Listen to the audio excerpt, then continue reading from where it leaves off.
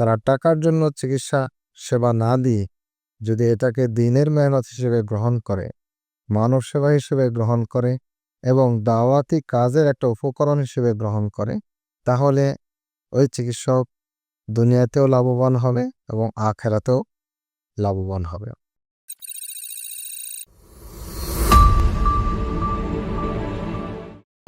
আসসালামু আলাইকুম রহমতুল্লাহি ওবরকাতুহ। ইন্নাল হামদুলিল্লাহ ওয়াসসালাতু ওয়াসসালামু আলা মান লা নাবিয়্যা বা'দা, আম্মা বা'দ। সুপ্রিয় দর্শক, মানাহিল টিভির পক্ষ থেকে আপনাদেরকে স্বাগতম। আজকে আমাদের সাথে অতিথি হিসেবে রয়েছেন কক্সবাজার ঈদগাহ মডেল হাসপাতালের সম্মানিত ডাইরেক্টর ডাক্তার মোহাম্মদ ইউসুফ আলী, বারাকাল্লাহু ফি হায়াতি। আমরা জানি যে পৃথিবীর মধ্যে মহান রব্বুল আলামিন কতগুলি কাজ দিয়েছেন শুধুমাত্র দিনই কাজ হিসাবে, যেমন কোরআন চর্চা, দিনী আলম চর্চা ইত্যাদি। আবার কতগুলি কাজ রয়েছে যেগুলা দুনিয়াবি কাজ, তার মধ্যে ইঞ্জিনিয়ারিং বিজ্ঞান রয়েছে এবং চিকিৎসা বিজ্ঞান রয়েছে। কিন্তু মহানবী সাল্লাল্লাহু আলাইহি ওয়াসাল্লাম ইরশাদ করেন, ইন্নামাল আমালু বিন্নিয়াত, নিয়তের মাধ্যমে মানুষ সওয়াব পায় তথা দুনিয়াবি কাজকেও ইবাদতে পরিণত করতে পারে। তবে সেখানে ডাক্তারদের নিয়তের কিছু পরিবর্তন করতে হয়। অনেক ডাক্তাররা শুধু নিয়ত করে যে পেশা হিসাবে দুনিয়াবি টাকা পয়সা উপার্জনের জন্য, আবার অনেক ডাক্তাররা সেটাকে বিভিন্ন খাতে সেবার নিয়ত করে তার এই দুনিয়াবি কাজকেও ইবাদতে পরিণত করে। তাই আমরা জানতে চাইব আসলে আপনি যে একজন প্রসিদ্ধ ডাক্তার, অনেক মানুষের সেবা দিয়ে থাকেন, একটা মেডিকেলের হাসপাতালের আপনি ডাইরেক্টর হিসেবে আছেন, তা আপনি কিভাবে আপনার এই পেশাকে ইবাদতে পরিণত করেন, এ ব্যাপারে একটু যদি আমাদেরকে বলেন। ধন্যবাদ। সম্মানিত মানাহিল টিভির দর্শকবৃন্দ, আসসালামু আলাইকুম রহমতুল্লাহ। দুনিয়াতে যত জ্ঞান আছে এর মধ্যে আবু বকর সিদ্দিক রাদিয়াল্লাহু তাআলা আনহুর কথা অনুযায়ী ইলমুল ফিকার পরে ইলমুত তিব, চিকিৎসাবিদ্যা। তো সেই চিকিৎসাবিদ্যায় লেখাপড়া করার সৌভাগ্য আল্লাহ তাআলা আমাকে দিয়েছেন। সেই চিকিৎসাবিদ্যায় লেখাপড়া করার পরে চিকিৎসা সেবায় নিয়োজিত প্রায় 21 বছর থেকে আসলে চিকিৎসা সেবার মধ্যে মানুষের খুব কাছাকাছি যাওয়া যায়। আর মানুষ যখন অসহায় অবস্থায় পতিত হয়, ছোটোখাটো অসুস্থতা নিয়ে ডাক্তারের কাছে কমই আসে। যখন ব্যথা সহ্য করতে পারছে না, অন্য কোনো কষ্ট সহ্য করতে পারছে না, তখনই চিকিৎসকের কাছে একজন রোগী আসে।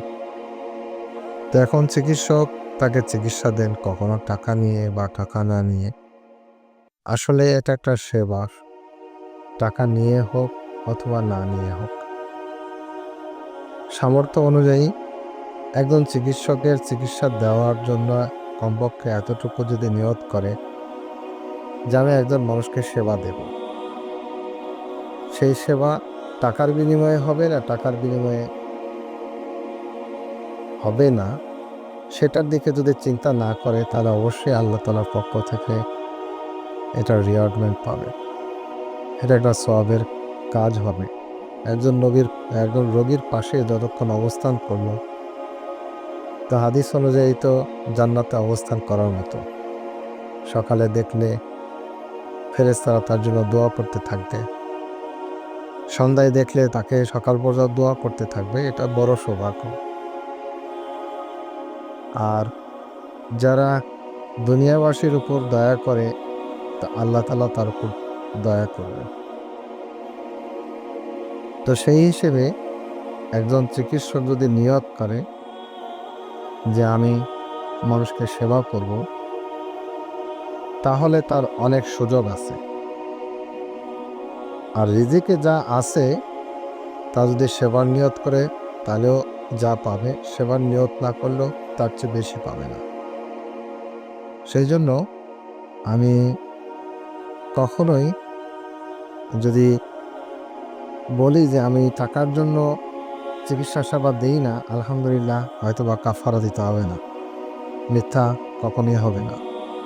আর এই চিকিৎসা সেবা দেওয়ার মাধ্যমে বিশেষ করে যারা দিনের মেহনত করতে চায়, দাওয়াতের কাজ করতে চায়, তাদের মানুষের কাছে যাওয়ার সুযোগটা খুব বেশি হয়। সেবা দিয়ে মানুষকে খুব আপন করে নেওয়া যায়।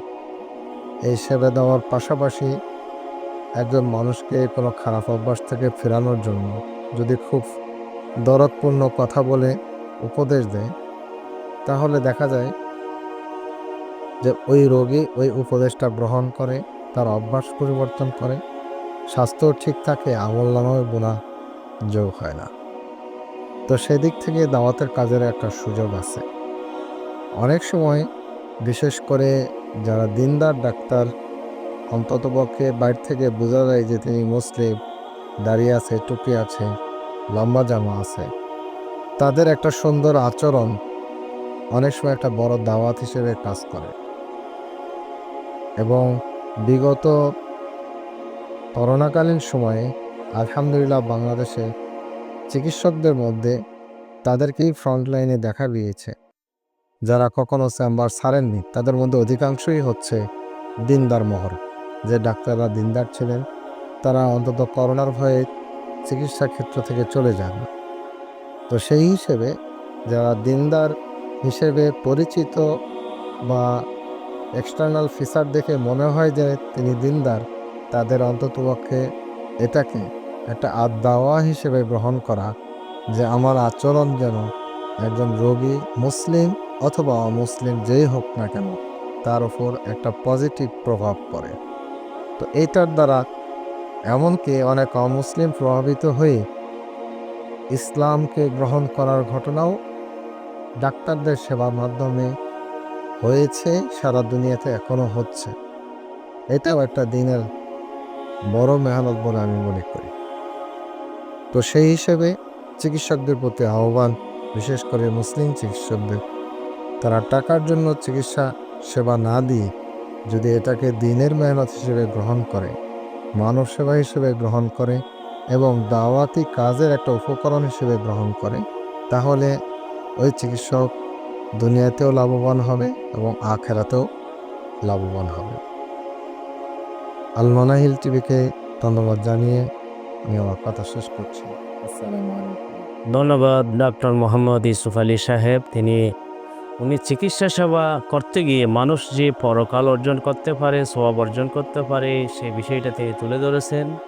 আসলে মূলত দুনিয়াবি এই দিন শিক্ষার এটা ফরজে আইন এবং ফরজে কেফায়া দুটি স্তর রয়েছে। দুনিয়াবি শিক্ষার ক্ষেত্রেও সাধারণত তিনটি স্তর বলা যায়, যেটা ইমাম গাজালি রহমতুল্লাহ আলাইহি বলেছেন। একটা হলো নাজায়েজ, যেমন বাদ্যযন্ত্র ইত্যাদি শিক্ষা, আরেকটা হলো জায়েজ, যেগুলা ভূগোল শিক্ষা, ইতিহাস শিক্ষা, যেগুলো মানুষের তেমন প্রয়োজন নেই।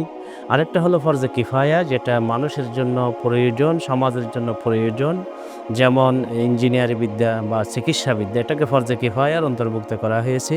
এবং এটা শিখে যদি ভালো নিয়ত করে, মানুষের সেবার নিয়ত করে, মহান রব্বুল আলমিনের মখলুকের প্রতি দয়ার নিয়ত করে, তাহলে আল্লাহ রব্বুল আলমীন এটাকে ওই ইবাদতে পরিণত করবেন। আমাদেরকে দুনিয়াবি দেখতে কাজ হলেও এই সকল কাজকে যেন পরকালের ফাতিও হয়, তৌফিক দান করুন।